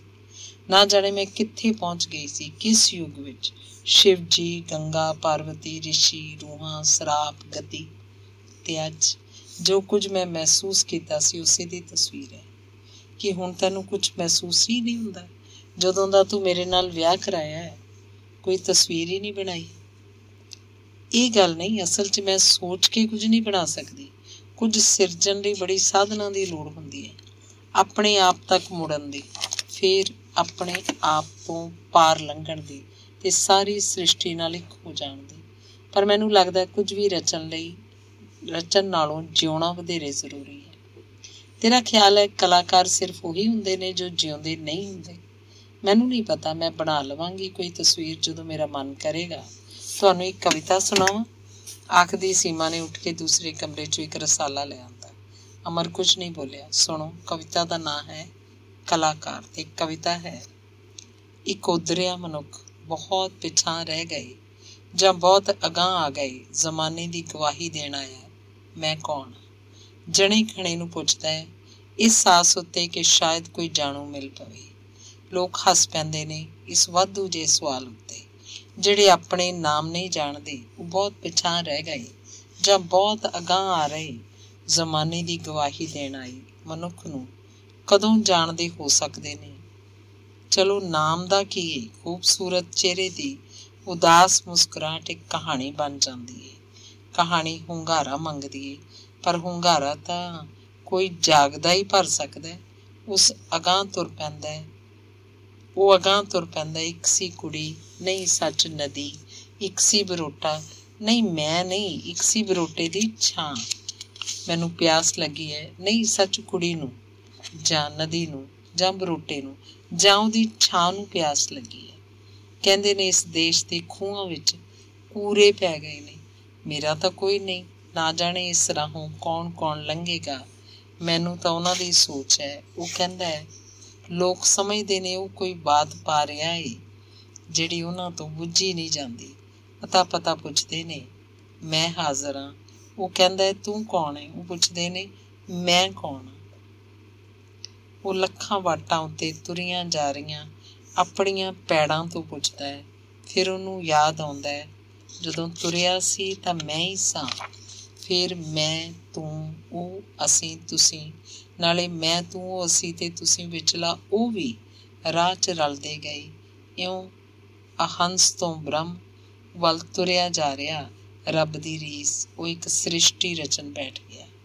ਰੱਬ ਦੀ ਰਚਨਾ ਦੀ ਕਿੰਨੀ ਢਾਹ ਭੰਨ ਕਰਕੇ ਬੰਦਾ ਉਹਨੂੰ ਆਪਣੇ ਮੇਚ ਦੀ ਕਰਨ ਦੀ ਕੋਸ਼ਿਸ਼ ਸਦੀਆਂ ਤੋਂ ਕਰਦਾ ਆ ਰਿਹਾ। ਇਸ ਬਹੁਤ ਪਿੱਛਾਂ ਰਹਿ ਗਏ ਜਾਂ ਬਹੁਤ ਅਗਾਂਹ ਆ ਰਹੇ ਜ਼ਮਾਨੇ ਦੀ ਗਵਾਹੀ ਦੇਣ ਆਏ ਮਨੁੱਖ ਦੀ ਰਚਨਾ ਉੱਤੇ ਸਾਡਾ ਗਿਲਾ ਇਹ ਹੈ, ਕਿਉਂ ਇਹ ਸਾਡੇ ਮੇਚ ਦੀ ਨਹੀਂ? ਦਰਖਤ ਜੇ ਖਿੜਕੀ ਦੇ ਮੇਚ ਦਾ ਨਾ ਹੋਵੇ ਤਾਂ ਇਹ ਗੁਸਤਾਖੀ ਨਹੀਂ ਤਾਂ ਕੀ ਹੈ? ਜੌਹਰੀ ਤੇ ਮਦਾਰੀ ਦੇ ਭੇਦ ਤੇ ਨਾਵਾਕਫ ਲੋਕਾਂ ਨੂੰ ਮਾਫ਼ ਕਰਕੇ ਉਹਨਾਂ ਕੋਲ ਦੀ ਉਦਾਸ ਲੰਘਿਆ ਜਾ ਰਿਹਾ ਹੈ। ਉਹ ਜਿਹੜਾ ਕਾਰੀਗਰ ਨਹੀਂ, ਸਿਰਫ ਕਲਾਕਾਰ ਹੈ। ਤੇ ਕੁਝ ਕਲਾਕਾਰ ਉਹ ਵੀ ਹੁੰਦੇ ਨੇ ਜਿਹੜੇ VC ਦੇ ਆਖਣ ਤੇ ਗਵਰਨਰ ਦੀ ਤਸਵੀਰ ਬਣਾਉਂਦੇ ਨੇ। ਅਮਰ ਨੇ ਵਿਅੰਗ ਨਾਲ ਆਖਿਆ, ਤੁਸੀਂ ਇਸ ਗੱਲ ਨੂੰ ਇਸ ਤਰ੍ਹਾਂ ਕਿਉਂ ਲੈਂਦੇ ਹੋ? ਇਹ ਤਾਂ ਇੱਕ ਕੰਮ ਹੈ। ਕੱਲ ਨੂੰ ਅਗਰ ਤੁਸੀਂ ਆਖੋ ਮੇਰੇ ਸਕੂਟਰ ਦੀ ਤਸਵੀਰ ਬਣਾ ਦੇ, ਮੈਂ ਆਖਾਂਗੀ ਅੱਛਾ, ਪਰ ਪਤਾ ਲੋਕ ਕੀ ਸੋਚਣਗੇ ਕਿ ਇਹ ਸਭ ਤੂੰ VC ਨੂੰ ਖੁਸ਼ ਕਰਨ ਲਈ ਕੀਤਾ ਹੈ। ਗਵਰਨਰ ਨੂੰ ਤਸਵੀਰ ਭੇਟ ਕਰਨੀ VC ਦੀ ਲੋੜ ਹੋ ਸਕਦੀ ਹੈ, ਤੇਰੀ ਨਹੀਂ। ਜੇ ਤੁਹਾਨੂੰ ਇਸ ਤਰ੍ਹਾਂ ਲੱਗਦਾ ਹੈ ਮੈਂ ਹੁਣ ਨਾ ਕਰ ਦਿਆਂਗੀ, ਇਸ ਗੱਲ ਦਾ ਹੁਣ ਕੋਈ ਅਰਥ ਨਹੀਂ। ਤੂੰ ਜੋ ਗਲਤੀ ਕੀਤੀ ਹੈ ਉਹ ਤੋਂ ਮੁਕਤ ਨਹੀਂ ਹੋ ਸਕਦੀ। ਤੂੰ ਮੇਰੀਆਂ ਅੱਖਾਂ 'ਚ ਆਪਣੇ ਆਪ ਨੂੰ ਗਿਰਾ ਲਿਆ। ਸੀਮਾ ਬਹੁਤ ਉਦਾਸ ਹੋ ਗਈ। ਇਸ ਗੱਲ ਬਾਰੇ ਇਉਂ ਤਾਂ ਉਹਨੇ ਸੋਚਿਆ ਹੀ ਨਹੀਂ ਸੀ। ਅਮਰ ਸੀਮਾ ਵੱਲ ਵੇਖਦਾ ਰਿਹਾ ਤੇ ਫਿਰ ਬੋਲਿਆ, ਸੀਮਾ, ਆਰਟਿਸਟ ਉਹ ਹੁੰਦਾ ਜਿਹੜਾ ਕਿਸੇ ਸੱਚ ਨੂੰ ਸਾਕਾਰ ਕਰੇ, ਨਾ ਕਿ ਜੋ ਸ਼ਬਦਾਂ, ਅਰਥਾਂ, ਰੰਗਾਂ, ਸੁਗੰਧਾਂ ਨਾਲ ਦਿਲ ਲੱਗੀ ਕਰੇ। ਆਰਟਿਸਟ ਖੂਬਸੂਰਤੀ ਟੋਲਦਾ, ਪਰ ਤੈਨੂੰ ਕੀ ਪਤਾ ਹੈ? ਤੂੰ ਆਪਣੇ ਘਰ ਫੁੱਲਾਂ ਦੀਆਂ, ਦਰਿਆਵਾਂ ਦੀਆਂ, ਪਰੀਆਂ ਦੀਆਂ ਤਸਵੀਰਾਂ ਤਾਂ ਲਾ ਰੱਖੀਆਂ ਨੇ, ਪਰ ਤੂੰ ਕਦੇ ਪਾਟੇ, ਝੱਗੇ, ਨੰਗੇ ਪੈਰੀ ਸਬਜ਼ੀ ਦੀ ਰੇਹੜੀ ਧੱਕਦੇ, ਹੋਕਾ ਦਿੰਦੇ ਬੁੱਢੇ ਦੀ ਤਸਵੀਰ ਕਿਉਂ ਨਾ ਬਣਾਈ ਜੋ ਨਿੱਤ ਤੇਰੇ ਘਰ ਅੱਗੋਂ ਦੀ ਲੰਘਦਾ ਹੈ? ਹਾਂ, ਗਵਰਨਰ ਦੀ ਤਸਵੀਰ ਤੂੰ ਬਣਾ ਸਕਦੀ ਹੈ। ਗਲਤੀ ਹੋ ਗਈ, ਮਾਫ਼ ਕਰ ਦਿਓ, ਸੀਮਾ ਨੇ ਆਖਿਆ। ਗਲਤੀ ਨਹੀਂ ਹੋਈ, ਇਹ ਸਭ ਕੁਝ ਤੇਰੇ ਖੂਨ ਵਿੱਚ ਹੈ। ਇੱਕ ਬੁਰਜੂਆ ਕਲਾਸ ਦੀ ਕੁੜੀ ਹੋਰ ਸੋਚ ਵੀ ਕੀ ਸਕਦੀ ਹੈ? ਤੁਹਾਡੇ ਖਿਆਲ 'ਚ ਗਰੀਬ ਹੀ ਸਿਰਫ ਬੰਦੇ ਹੁੰਦੇ ਨੇ? ਸਟੇਸ਼ਨ ਉੱਤੇ ਇਕੱਲੀ ਜਨਾਨੀ ਹੋਵੇ, ਭਾਰੀ ਬਕਸਾ ਦੇਖ ਕੁਲੀ 3 ਰੁਪਏ ਮੰਗ ਲਏਗਾ, ਘੱਟ ਪੈਸੇ ਲਏਗਾ ਨਹੀਂ, ਤੇ ਹੋਰ ਕਿਸੇ ਨੂੰ ਬਕਸਾ ਚੁੱਕਣ ਨਹੀਂ ਦੇਏਗਾ। ਕੀ ਇਹ ਐਕਸਪਲਾਈਟੇਸ਼ਨ ਨਹੀਂ? ਪਰ ਕਦੇ ਸੋਚਿਆ ਉਹ ਕੁਲੀ ਐਂ ਕਿਉਂ ਕਰਦਾ? ਫਿਰ ਇਹ ਬੇਈਮਾਨੀ ਹੈ ਵੀ ਕਿੱਡੀ ਕੁ ਲੱਖਾਂ ਕਰੋੜਾਂ ਦੀਆਂ ਬੇਈਮਾਨੀਆਂ ਦੇ ਸਾਹਮਣੇ। ਫਿਰ ਤੁਸੀਂ ਵਿਆਹ ਹੀ ਕਿਉਂ ਕੀਤਾ ਸੀ ਬੁਰਜੂਆ ਜਮਾਤ ਦੀ ਕੁੜੀ ਨਾਲ? ਤੇਰੇ ਨਾਲ ਵਿਆਹ ਕਰਵਾਉਣ ਦਾ ਇਹ ਮਤਲਬ ਨਹੀਂ ਕਿ ਮੈਂ ਉਸ ਜਮਾਤ ਦੇ ਭੈੜਾਂ ਨੂੰ ਸਲਾਉਣ ਲੱਗ ਜਾਵਾਂ, ਪਰ ਉਸ ਜਮਾਤ ਨਾਲ ਨਫ਼ਰਤ ਕਰਕੇ ਤੁਸੀਂ ਉਸ ਜਮਾਤ ਦੀ ਕੁੜੀ ਨਾਲ ਪਿਆਰ ਵੀ ਤਾਂ ਨਹੀਂ ਕਰ ਸਕਦੇ। ਸਮਝਦਾ ਸੀ ਤੂੰ ਇੱਕ ਆਰਟਿਸਟ ਹੈ ਤੇ ਆਰਟਿਸਟ ਦੀ ਕੋਈ ਜਾਤ ਜਮਾਤ ਨਹੀਂ ਹੁੰਦੀ। ਪਰ ਮੈਂ ਤਾਂ ਆਰਟਿਸਟ ਵੀ ਨਹੀਂ, ਆਖਦੀ ਸੀਮਾ ਰੋ ਪਈ। ਤੂੰ ਬਸ ਬੁੱਧੂ ਹੈ, ਅਮਰ ਨੇ ਉਹਦਾ ਹੱਥ ਘੁੱਟ ਕੇ ਕਿਹਾ। ਸੀਮਾ ਉਦਾਸ ਜਿਹੀ ਕੁਝ ਸੋਚਦੀ ਰਹੀ। ਸੀਮਾ, ਦੱਸੋ, ਅਸਲ 'ਚ ਤੂੰ ਕੋਈ ਗੱਲ ਕਰਨ ਲੱਗੀ ਸੋਚਦੀ ਨਹੀਂ। ਹੋਰ ਗੱਲ ਕੋਈ ਨਹੀਂ, ਮੇਰੇ ਨਾਲ ਲੱਗਦਾ ਵਿਆਹ ਵੀ ਤੂੰ ਬਿਨਾਂ ਸੋਚੇ ਹੀ ਕਰਵਾ ਲਿਆ। ਸੀਮਾ ਹਰਖ ਕੇ ਉਸ ਵੱਲ ਝਾਕੀ। ਅੱਛਾ ਬਾਬਾ, ਨਹੀਂ, ਅਮਰ ਨੇ ਹੱਸ ਕੇ ਕਿਹਾ। ਲਿਆ ਦੁੱਧ ਫੜਾ। ਸੀਮਾ ਨੇ ਮੇਜ਼ ਉੱਤੋਂ ਦੁੱਧ ਚੁੱਕ ਲਿਆਂਦਾ। ਪਹਿਲਾਂ ਅੱਧਾ ਤੂੰ ਪੀ। ਨਹੀਂ, ਸੀਮਾ ਨੇ ਸਿਰ ਹਿਲਾਇਆ। ਤਾਂ ਮੈਂ ਵੀ ਨਹੀਂ ਪੀਆਂਗਾ। ਸੀਮਾ ਬੇਬਸ ਹੋ ਗਈ। 2 ਘੁੱਟਾਂ ਪੀ ਕੇ ਗਿਲਾਸ ਅਮਰ ਨੂੰ ਫੜਾ ਦਿੱਤਾ। ਦੁੱਧ ਪੀ ਕੇ ਅਮਰ ਨੇ ਕਿਤਾਬ ਵੀ ਪਰਾਂ ਰੱਖ ਦਿੱਤੀ। ਸੀਮਾ ਦੇ ਮੋਢੇ ਉੱਪਰ ਹੱਥ ਰੱਖ ਕੇ ਬੋਲਿਆ, ਸੀਮਾ, ਦੱਸੋ, ਸਾਡੀ ਧੀ ਕਦੋਂ ਹੋਏਗੀ? ਮੈਂ ਚਾਹੁੰਦਾ ਮੇਰੀ ਤੇਰੇ ਵਰਗੀ ਧੀ ਹੋਵੇ। ਸੀਮਾ ਭਿੱਜੀਆਂ ਅੱਖਾਂ ਨਾਲ ਵੀ ਹੱਸ ਪਈ। ਕਦੇ ਸੋਚਦਾ ਪੁੱਤਰ ਹੀ ਹੋਵੇ। ਕਿਉਂ? ਫਿਰ ਮੈਂ ਵਿਹਲਾ ਹੋ ਜਾਵਾਂਗਾ, ਜਿੱਥੇ ਵੀ ਜੀ ਚਾਹੇ ਜਾ ਸਕਾਂਗਾ।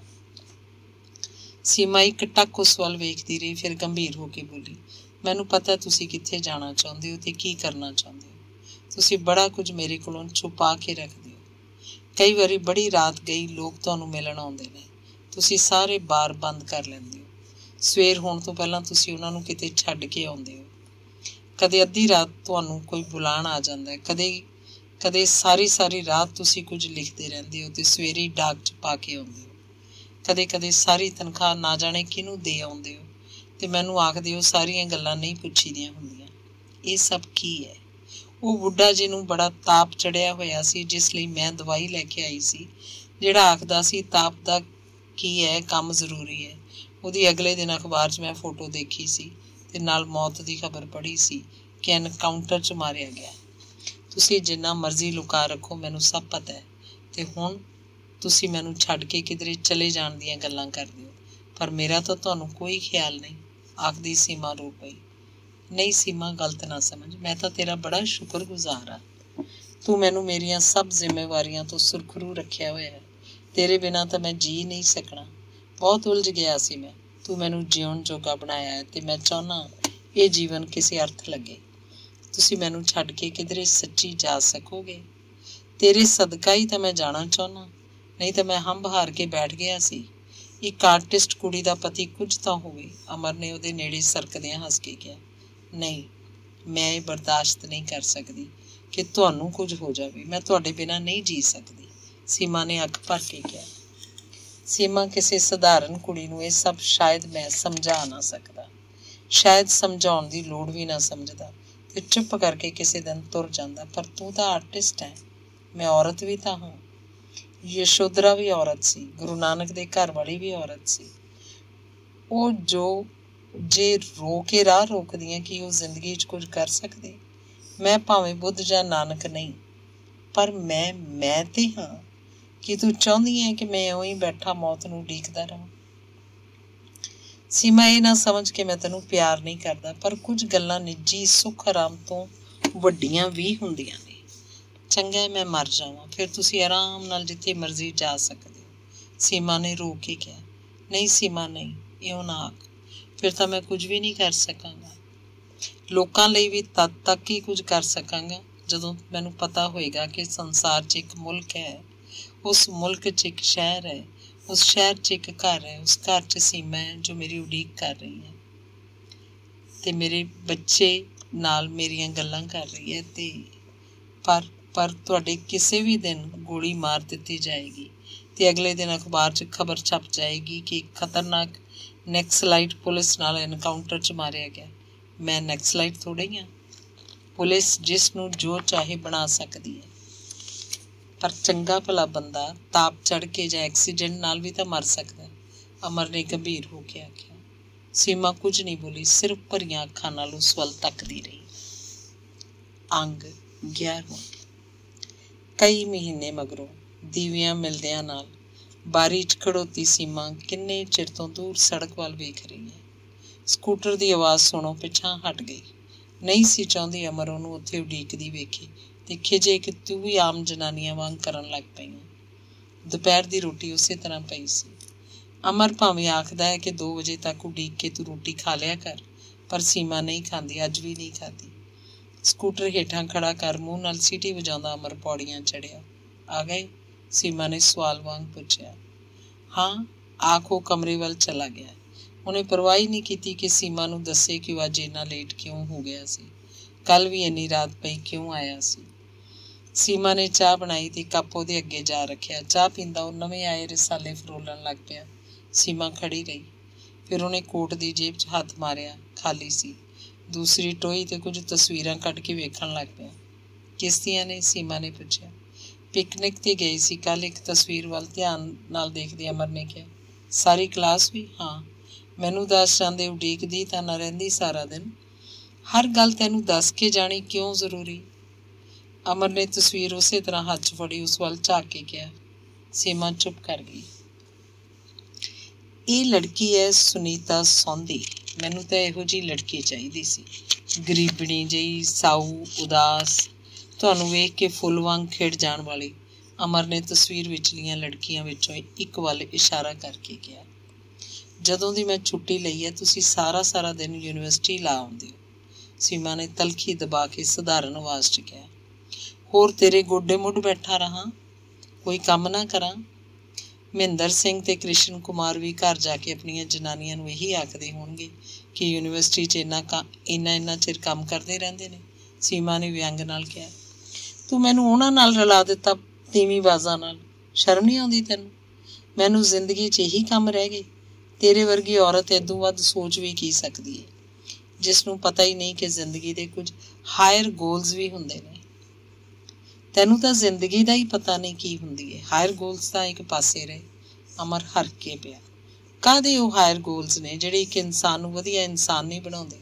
सीमा ने खिजी आवाज़ च किहा, तेरे ख्याल च ਵਧੀਆ इंसान सिर्फ ਉਹੀ है ਜਿਹੜਾ ਤੀਵੀਂ ਨਾਲ ਕਦੇ ਬਾਜ਼ਾਰ, ਕਦੇ ਸਿਨੇਮੇ, ਕਦੇ ਉਹਦੇ ਰਿਸ਼ਤੇਦਾਰਾਂ ਦੇ ਭੱਜਾ ਫਿਰਦਾ ਹੈ, ਸਾਰੀ ਤਨਖਾਹ ਲਿਆ ਕੇ ਉਹਨੂੰ ਫੜਾ ਦਿੰਦਾ ਹੈ ਤੇ ਫਿਰ ਰੁਪਈਆ 2-2 ਰੁਪਈਏ ਮੰਗਦਾ ਹੈ, ਜਿਹੜਾ ਉਹਨੂੰ ਕੱਪੜੇ ਗਹਿਣੇ ਬਣਵਾ ਕੇ ਦਿੰਦਾ ਹੈ, ਪਲਾਟ ਖਰੀਦਦਾ ਹੈ, ਘਰ ਪਾਉਂਦਾ ਹੈ, ਇੰਸ਼ੋਰੈਂਸ ਭਰਦਾ ਹੈ ਨਾ?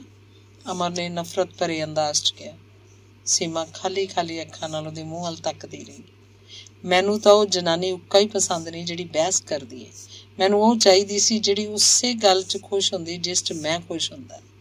ਪਹਿਲਾਂ ਸੋਚਣਾ ਸੀ। ਇਹੀ ਤਾਂ ਗਲਤੀ ਹੋ ਗਈ। ਮੈਂ ਸਮਝਿਆ ਸੀ ਤੂੰ ਆਰਟਿਸਟ ਹੈ, ਆਪਾਂ ਦੋਸਤਾਂ ਵਾਂਗ ਰਹਾਂਗੇ, ਇੱਕ ਦੂਜੇ ਦੀ ਪੂਰਤੀ ਬਣਾਂਗੇ। ਇਹ ਕੀ ਪਤਾ ਸੀ, ਕੀ ਨਹੀਂ ਸੀ ਪਤਾ ਕਿ ਵਿਆਹ ਕਰਵਾ ਕੇ ਮੈਂ ਕੈਦ ਹੋ ਜਾਵਾਂਗਾ। ਸੀਮਾ ਦੀਆਂ ਅੱਖਾਂ ਭਰ ਕੇ ਛਲਕ ਪਈਆਂ। ਕਿਉਂ ਰੋਂਦੀ ਕਿਵੇਂ? ਪੱਕੀ ਤੇਰੀ ਨੌਕਰੀ ਹੈ, ਮਾਂ ਤੇਰੀ ਕੋਲ ਬਥੇਰੇ ਪੈਸੇ ਨੇ, 2 ਮਹੀਨਿਆਂ ਤੱਕ ਤੇਰੇ ਬੱਚਾ ਹੋ ਜਾਊ, ਹੋਰ ਤੈਨੂੰ ਕੀ ਚਾਹੀਦਾ? ਅਮਰ ਨੇ ਉਸੇ ਤਰ੍ਹਾਂ ਤਿਉੜੀਆਂ ਪਾ ਕੇ ਪੁੱਛਿਆ। ਪਰ ਮੈਨੂੰ ਇਹ ਸਭ ਨਹੀਂ ਤੁਸੀਂ ਚਾਹੀਦੇ ਹੋ, ਸੀਮਾ ਨੇ ਉਦਾਸ ਆਵਾਜ਼ 'ਚ ਆਖਿਆ। ਹਾਂ ਤੈਨੂੰ ਇਸ ਗੱਲ ਨਾਲ ਕੁਝ ਨਹੀਂ ਕਿ ਮੈਂ ਜ਼ਿੰਦਗੀ 'ਚ ਕੁਝ ਕਰ ਸਕਦਾ ਕਿ ਨਹੀਂ। ਤੂੰ ਚਾਹੁੰਦੀ ਹੈ ਬਸ ਤੇਰੇ ਕੋਲ ਰਹਾਂ। ਕੁਝ ਉਹ ਔਰਤਾਂ ਵੀ ਹੁੰਦੀਆਂ ਨੇ ਜਿਹੜੀਆਂ ਆਪਣੇ ਮਰਦਾਂ ਨੂੰ ਜ਼ਿੰਦਗੀ 'ਚ ਅਗਾਂਹ ਲੈ ਜਾਂਦੀਆਂ ਨੇ, ਤੇ ਕੁਝ ਤੇਰੇ ਵਰਗੀਆਂ ਰੂਣੀਆਂ ਸੂਰਤਾਂ। ਤੁਸੀਂ ਚਾਹੁੰਦੇ ਕੀ ਹੋ? ਸੀਮਾ ਨੇ ਆਪਣੇ ਅੰਦਰ ਕੁਝ ਉਬਲਦੇ ਨੂੰ ਸੰਭਾਲਦਿਆਂ ਪੁੱਛਿਆ। ਛੁਟਕਾਰਾ, ਖਲਾਸੀ, ਆਜ਼ਾਦੀ। ਬੰਦਾ ਲਾਇਬ੍ਰੇਰੀ 'ਚ ਬੈਠ ਕੇ 2-4 ਘੰਟੇ ਕੁਝ ਪੜ੍ਹਦਾ ਵੀ ਹੋ ਸਕਦਾ ਹੈ, ਕੁਝ ਸੋਚਦਾ ਵੀ ਹੋ ਸਕਦਾ ਹੈ, ਕੋਈ ਹੋਰ ਕੰਮ ਵੀ ਹੋ ਸਕਦਾ ਹੈ। ਚਲੋ ਮੰਨ ਲਿਆ ਜੇ ਉਹਦਾ ਜੀਅ ਕਰਦਾ ਤਾਂ ਕਿਸੇ ਲੜਕੀ ਨਾਲ ਬੈਠ ਕੇ ਚਾਹ ਵੀ ਪੀ ਸਕਦਾ ਹੈ, ਸਿਨੇਮਾ ਵੀ ਜਾ ਸਕਦਾ ਹੈ। ਫੇਰ ਦੱਸ। ਪਰ ਦੱਸ ਕੇ ਤਾਂ ਜਾ ਸਕਦੇ ਹੋ। ਮੈਂ ਮਾਂ ਦੇ ਘਰ ਘੰਟਾ ਵੱਧ ਲਾ ਆਈ ਸੀ ਤਾਂ ਤੁਸੀਂ ਕਿਵੇਂ ਖਿੱਚ ਕੇ ਪਏ ਸੀ? ਤੂੰ ਹਰ ਗੱਲ 'ਚ ਮੇਰਾ ਮੁਕਾਬਲਾ ਕਰਨਾ ਚਾਹੁੰਦੀ ਹੈ। ਬੰਦਾ ਬਾਹਰੋਂ ਕਿਸੇ ਨਾਲ ਲੜ ਕੇ ਵੀ ਆ ਸਕਦਾ ਹੈ, ਥੱਕਿਆ ਵੀ ਆ ਸਕਦਾ ਹੈ, ਉਦਾਸ ਵੀ ਆ ਸਕਦਾ ਹੈ, ਤੇ ਅੱਗੋਂ ਤੇਰੇ ਵਰਗੀ ਮਨਹੂਸ ਬਹਿਸ ਕਰਨ ਲੱਗ ਜਾਂਦੀ ਹੈ। ਆਖਦੇ ਅਮਰ ਨੇ ਹੱਥ ਵਿੱਚ ਰਸਾਲਾ ਪਰਾਂ ਵਗਾਹ ਮਾਰਿਆ ਤੇ ਉੱਠ ਖੜਾ ਹੋਇਆ। ਸੀਮਾ ਰਸੋਈ 'ਚ ਆ ਗਈ। ਝਟਕੂ ਮਗਰੋਂ ਕੱਪੜੇ ਪਾਈ ਅਮਰ ਪੌੜੀਆਂ ਉਤਰ ਰਿਹਾ ਸੀ ਜਦੋਂ ਸੀਮਾ ਨੇ ਰਸੋਈ 'ਚੋਂ ਬਾਹਰ ਆ ਕੇ ਆਖਿਆ, ਰੋਟੀ ਤਿਆਰ ਹੈ। ਦੁਪਹਿਰੇ ਵੀ ਤਾਂ ਨਹੀਂ ਖਾਧੀ ਤੁਸੀਂ? ਅਮਰ ਨੇ ਕੋਈ ਜਵਾਬ ਨਾ ਦਿੱਤਾ। ਸੀਮਾ ਬਾਰੀ 'ਚ ਖੜੀ ਦੇਖਦੀ ਰਹੀ। ਸਕੂਟਰ ਇੱਕਦਮ ਤੇਜ਼ ਕਰਕੇ ਉਹ ਚਲਾ ਗਿਆ। ਹਨੇਰੇ 'ਚ ਗੁੰਮ ਹੋਏ ਸਕੂਟਰ ਦੀ ਲਾਲ ਬੱਤੀ ਦੂਰ ਤੱਕ ਦਿਸਦੀ ਰਹੀ। ਸੀਮਾ ਕਿੰਨਾ ਚਿਰ ਰਸੋਈ 'ਚ ਵਾਪਸ ਆ ਕੇ ਬੈਠੀ ਰੋਂਦੀ ਰਹੀ। ਉਹਨੂੰ ਸਮਝ ਨਹੀਂ ਸੀ ਲੱਗ ਰਹੀ ਇਹ ਸਭ ਕੀ ਹੋ ਗਿਆ। ਫਿਰ ਉਹਨੇ ਉੱਠ ਕੇ ਅਮਰ ਦੇ ਕੱਪੜੇ ਪ੍ਰੈਸ ਕੀਤੇ, ਉਹਦੇ ਸਵੈਟਰ ਸਰਫ ਵਿੱਚੋਂ ਮਲ ਕੇ ਸੁੱਕਣੇ ਪਾਏ। ਰਾਤ ਨੂੰ 10 ਕੁ ਵਜੇ ਦਾਲ ਸਬਜ਼ੀ ਮੁੜ ਗਰਮ ਕੀਤੀ ਤੇ ਅਮਰ ਸ਼ਾਇਦ ਹੁਣੇ ਆ ਜਾਏ, ਪਰ ਉਹ ਨਹੀਂ ਆਇਆ। ਸੀਮਾ ਦੇ ਮਨ 'ਚ ਬੁਰੇ ਭਲੇ ਖਿਆਲ ਆਉਣ ਲੱਗੇ। ਗੁੱਸੇ 'ਚ ਸਨ ਕਿਧਰੇ ਐਕਸੀਡੈਂਟ ਹੀ ਨਾ ਕਰ ਲੈਣ। ਕਿੱਥੇ ਗਏ ਹੋਣੇ ਨੇ ਭਲਾ ਇਸ ਵੇਲੇ? ਇਹ ਪਰਮਾਤਮਾ, ਇਹ ਸਭ ਕੀ ਹੋ ਗਿਆ? ਅੰਦਰ ਆ ਕੇ ਤੇਜ਼ ਰੌਸ਼ਨੀ 'ਚ ਉਹਨੇ ਇੱਕ ਤਸਵੀਰ ਦੀ ਆਊਟਲਾਈਨ ਵਾਈ। ਤਸਵੀਰ ਸੀ ਇੱਕ ਕਬਰਿਸਤਾਨ ਦੀ। ਇੱਕ ਬੱਚਾ ਜਿਹਨੂੰ ਪਤਾ ਨਹੀਂ ਕਬਰਾਂ ਕੀ ਹੁੰਦੀਆਂ ਨੇ, ਉੱਥੇ ਬੈਠਾ ਬੰਟੇ ਖੇਡ ਰਿਹਾ। ਮਾਂ ਬਾਪ ਸ਼ਾਇਦ ਅੰਦਰ ਗਿਰਜੇ 'ਚ ਪ੍ਰਾਰਥਨਾ ਕਰ ਰਹੇ ਨੇ। ਪਰ ਮੈਂ ਅੱਜ ਕਿਹੋ ਜਿਹੀ ਤਸਵੀਰ 'ਚ ਹੋ ਬੈਠੀ ਹਾਂ? ਸੀਮਾ ਦੇ ਜਿਵੇਂ ਹੌਲ ਜਿਹਾ ਪਿਆ। ਕੌਣ ਬੱਚਾ ਹੈ? ਕਿਸ ਦਾ ਬੱਚਾ ਹੈ? ਕਿਤੇ ਮੇਰਾ ਤਾਂ ਨਹੀਂ? ਸੋਚਦੀ ਉਹ ਨਾ ਜਾਣੇ ਕਿੱਥੋਂ ਤੇ ਕਿੱਥੇ ਚਲੀ ਗਈ। ਵਕਤ ਰਾਤ ਦੇ 12 ਵਜੇ ਤੋਂ ਉੱਤੇ ਦਾ ਹੋ ਗਿਆ। ਹੇਠਾਂ ਫਾਟਕ ਖੁੱਲ੍ਹਣ ਦੀ ਆਵਾਜ਼ ਆਈ। ਸੋਚਾਂ ਵਿੱਚੋਂ ਸੀਮਾ ਉੱਠੀ। ਬਾਰੀ 'ਚੋਂ ਦੇਖਿਆ ਅਮਰ ਸਕੂਟਰ ਸ਼ਾਇਦ ਕਿਧਰੇ ਛੱਡ ਆਇਆ ਸੀ। ਲੜਖੜਾਉਂਦਾ ਉਹ ਪੌੜੀਆਂ ਚੜ੍ਹਿਆ। ਧੜਮ ਕਰਕੇ ਉਹ ਮੰਜੇ 'ਤੇ ਬੈਠ ਗਿਆ। ਬੂਟ ਲਾ ਕੇ ਪਰਾਂ ਵਗਾਹ ਮਾਰੇ। ਖਾਣਾ ਲਿਆਵਾਂ? ਸੀਮਾ ਨੇ ਪੁੱਛਿਆ। ਨਹੀਂ, ਮੈਂ ਤੇਰੇ ਹੱਥ ਦੀ ਰੋਟੀ ਨਹੀਂ ਖਾਵਾਂਗਾ। ਤੂੰ ਮੇਰੀ ਜ਼ਿੰਦਗੀ ਬਰਬਾਦ ਕਰ ਦਿੱਤੀ ਹੈ। ਕਮੀਨੀ ਔਰਤ, ਮੈਂ ਜਾਣਦਾ ਤੂੰ ਮੇਰਾ ਕਦੇ ਪਿੱਛਾ ਨਹੀਂ ਛੱਡੇਂਗੀ। ਤੂੰ ਡਰਾਵੇ ਦਿੰਨੀ ਹੈ ਮਰ ਜਾਏਂਗੀ। ਜਾਂ ਮਰ ਜਾ, ਸਾਲੀ ਹਰਾਮਖੋਰ। ਉਹ ਵੀ ਔਰਤਾਂ ਹੁੰਦੀਆਂ ਨੇ ਜੋ ਪਤੀ ਲਈ ਆਪਣਾ ਸਭ ਕੁਝ ਸੈਕਰੀਫਾਈਸ ਕਰ ਦਿੰਦੀਆਂ ਨੇ। ਤੇ ਇੱਕ ਇਹ ਹੈ ਸਾਰੀ। ਤੇ ਤਾੜ ਕਰਦੀ ਇੱਕ ਚਪੇੜ ਉਹਨੇ ਸੀਮਾ ਦੇ ਮੂੰਹ ਤੇ ਮਾਰੀ।